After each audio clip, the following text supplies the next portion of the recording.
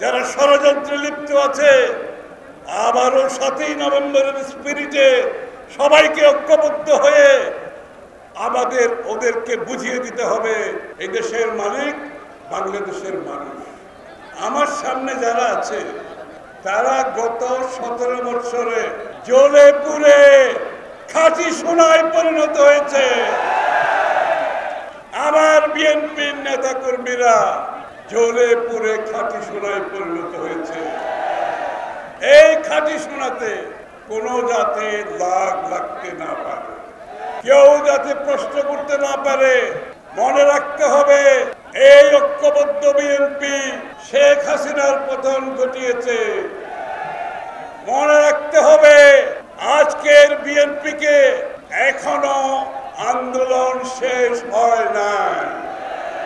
বিগত আগামী 3, 4, 5 মাস নির্বাচন শেষ না হওয়া পর্যন্ত বাংলাদেশে একটি সুষ্ঠু নির্বাচনের মাধ্যমে ফেব্রুয়ারির প্রথমার্ধে একটি নির্বাচনের মাধ্যমে বাংলাদেশে একটি নির্বাচিত সংসদ হবে, একটি নির্বাচিত সরকার হবে।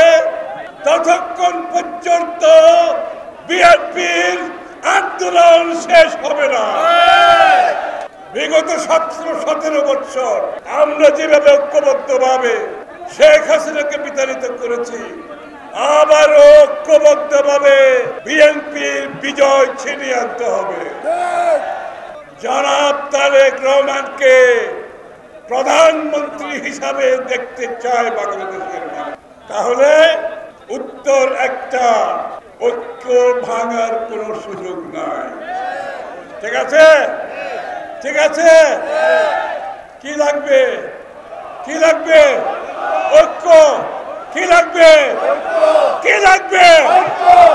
আমাদের নিজেদের মধ্যে রাজনৈতিক প্রতিযোগিতা থাকতে পারে, নিজেদের মধ্যে ভুল বোঝাবুঝি থাকতে পারে, কিন্তু তারেক রহমান সাহেব প্রতিটি নেতা কর্মীর প্রতি আহ্বান জানিয়েছে দলের পক্ষ থেকে যাকে মনোনয়ন দেওয়া হবে তার পাশে সমস্ত শক্তি দিয়ে দাঁড়াতে হবে, তার বিজয় নিশ্চিত করতে হবে। এই জায়গায় কোনো ধরনের প্রশ্ন করা যাবে না। এটা আমাদের ভবিষ্যৎ বাংলাদেশ, ভবিষ্যৎ বিএনপির জন্য অনেক বড় পরীক্ষা। বুঝতে পেরেছেন তো? অনেক বড় পরীক্ষা।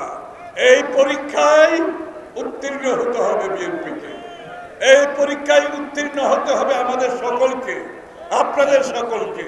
এই পরীক্ষায় উত্তীর্ণ হতে হবে।